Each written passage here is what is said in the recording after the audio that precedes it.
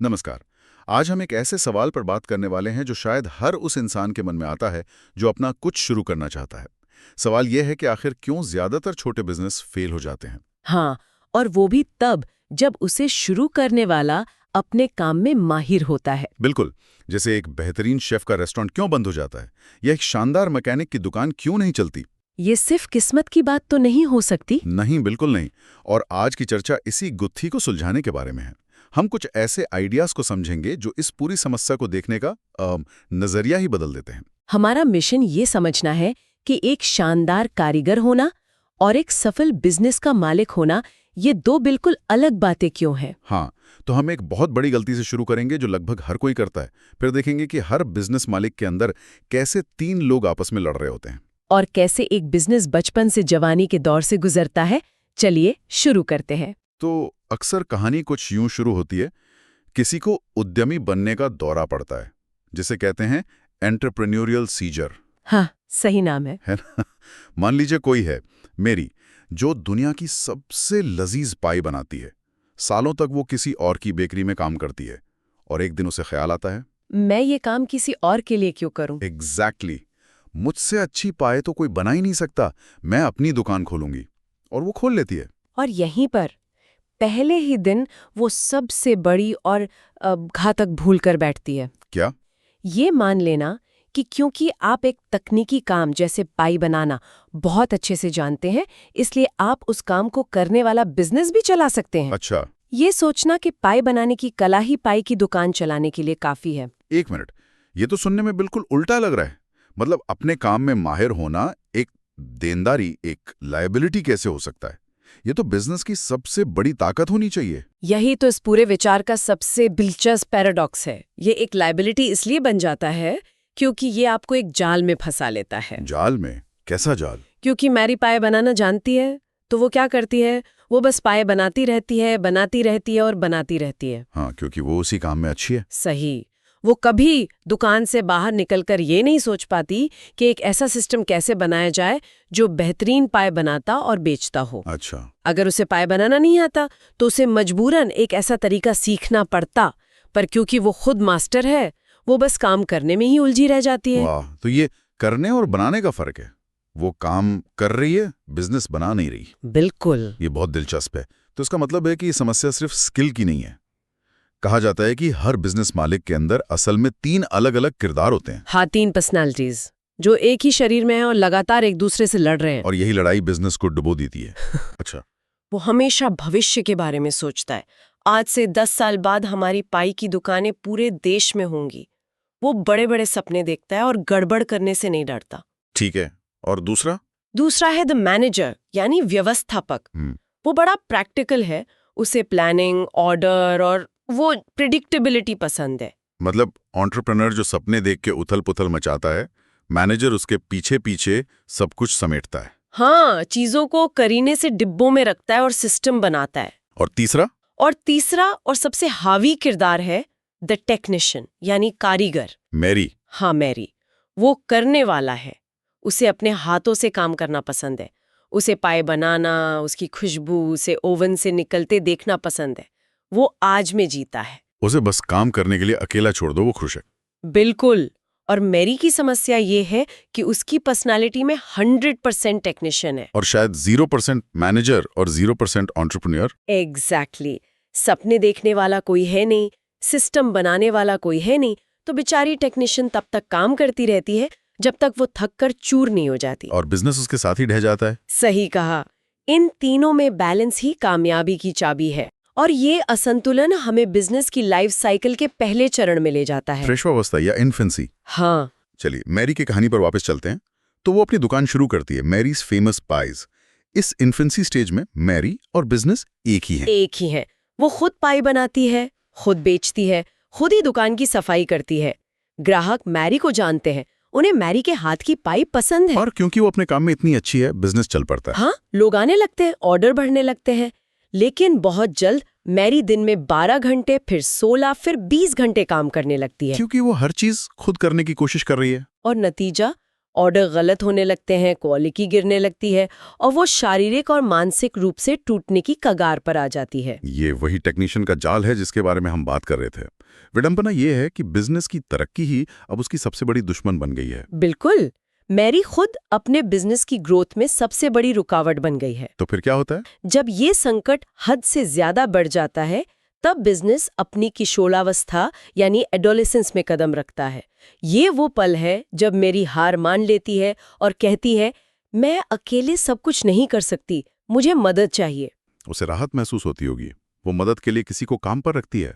मान लीजिए एक अनुभवी बुककीपर, हैरी को। हाँ, उसे लगता है कि अब उसकी जिंदगी आसान हो जाएगी।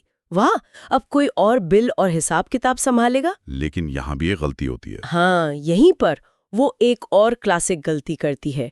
वो काम सौंपती तो है, लेकिन डेलीगेशन की जगह एब्डिकेशन करती है। मतलब वो काम को सही तरीके से सौंपने और उस पर नजर रखने के बजाय सारी जिम्मेदारी हैरी पर डालकर खुद उस काम से पूरी तरह से मुंह मोड़ लेती है। अच्छा, वो हैरी को चाबियां फेंक कर कहती है, ये सब तुम्हारा है, मुझे बस परेशान मत करना। बिल्कुल।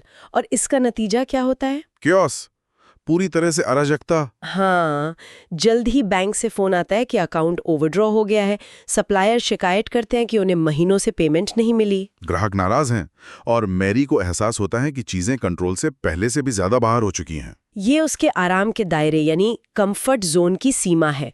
वो उस काम को तो संभाल सकती थी जो वो खुद करती थी, लेकिन किसी और से काम करवाना और उसे मैनेज करना उसके बस की बात नहीं। तो इस मोड़ पर मैरी के पास सिर्फ 3 रास्ते बचते हैं। हाँ, केवल 3। पहला, डर कर वापस शैशवावस्था में चले जाना। मतलब हैरी को नौकरी से निकाल देना और फिर से सब कुछ अकेले करना। हाँ। दूसरा, तेजी से बढ़ते जाना और कंट्रोल खो देना, जिसका अंजाम होता है एक बड़े धमाके के साथ बिजनेस का फेल हो जाना। और तीसरा और सबसे मुश्किल रास्ता चुनना, परिपक्वता यानी मैच्योरिटी की ओर बढ़ना। ठीक है, तो अगर वापस जाना या फेल होना कोई विकल्प नहीं है, तो ये परिपक्वता का रास्ता क्या है? यहीं पर वो मानसिकता में बड़ा बदलाव आता है ना? हाँ, अपने बिजनेस में काम करने के बजाय अपने बिजनेस पर काम करना। बिल्कुल। और यहीं से फ्रेंचाइज प्रोटोटाइप का क्रांतिकारी विचार आता है। मैकडॉनल्ड। हाँ, इसका सबसे बड़ा उदाहरण मैकडॉनल्ड्स है।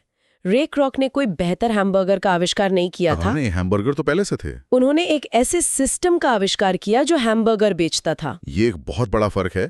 वो बर्गर नहीं बेच रहे थे, वो बिजनेस बेच रहे थे। सिस्टम ही असली प्रोडक्ट था। सही बात है। उन्होंने एक ऐसा बिजनेस मॉडल बनाया जिसे सबसे कम स्किल वाले लोग जैसे टीनेजर्स भी चला सकते थे। और फिर भी हर बार हर रेस्टोरेंट में एक जैसा प्रेडिक्टेबल नतीजा दे सकते थे। फ्रेंच फ्राइज 7 मिनट से ज्यादा गर्म नहीं रखे जाते थे। अचार को बर्गर पर एक खास पैटर्न में रखा जाता था। सब कुछ एक सिस्टम था। यही टर्न की नजरिया है। बिल्कुल। सोचिए कि आपका बिजनेस आने वाले ऐसे ही 5000 और बिजनेसों का एक प्रोटोटाइप है। आपको एक ऐसा सिस्टम बनाना होगा जो आपके बिना भी पूरी तरह से काम कर सके। एक ऐसा बिजनेस जो कुछ गिने चुने काबिल लोगों पर नहीं बल्कि सिस्टम पर निर्भर हो। सही। तो अगर मैरी को अपनी पाई की दुकान को इस तरह के एक प्रोटोटाइप में बदलना है, तो इसके क्या नियम होंगे? इसके कुछ बुनियादी नियम हैं।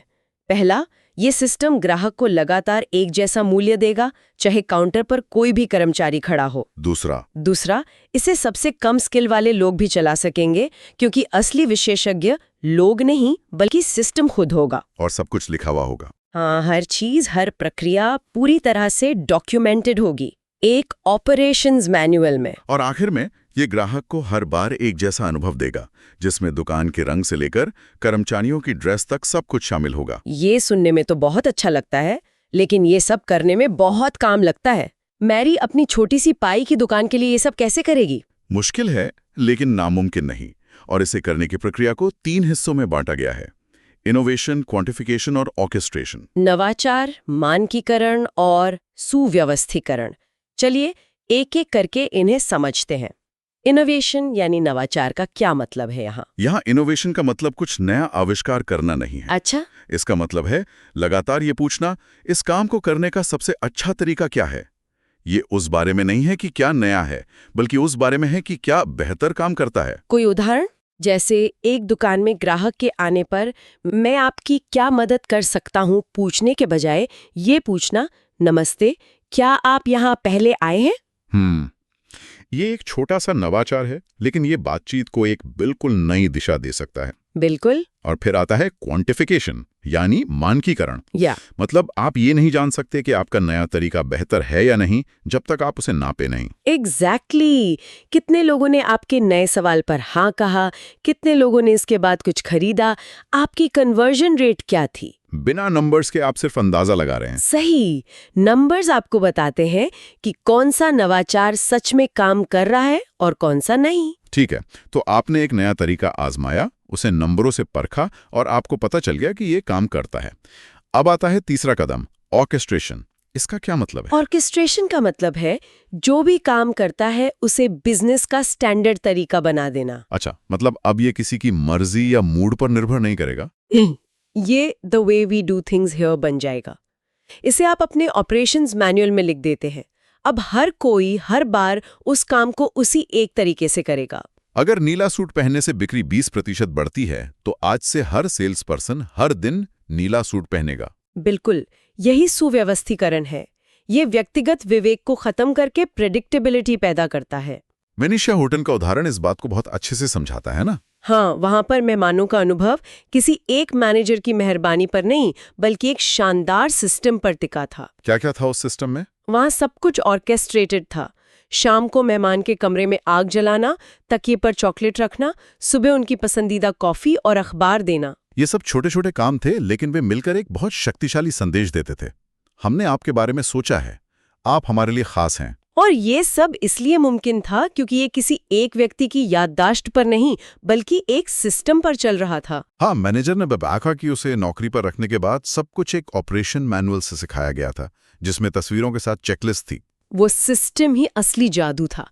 वो होटल अपने आप में एक प्रोडक्ट था जिसे कोई भी प्रशिक्षित व्यक्ति चला सकता था।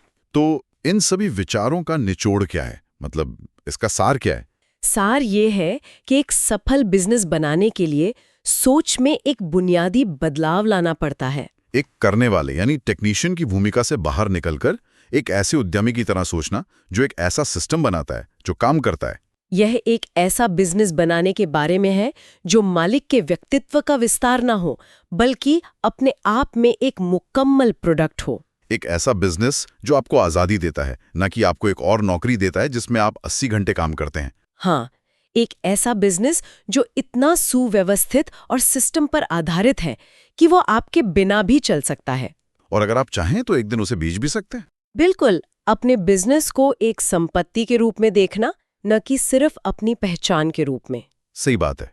और यहाँ एक आखिरी विचार है सोचने के लिए। बताइए। क्या होगा अगर किसी बिजनेस का असली उद्देश्य उसे चलाना नहीं बल्कि उसे एक मूल्यवान संपत्ति के रूप में बनाना हो जिसे एक दिन बेचा जा सके?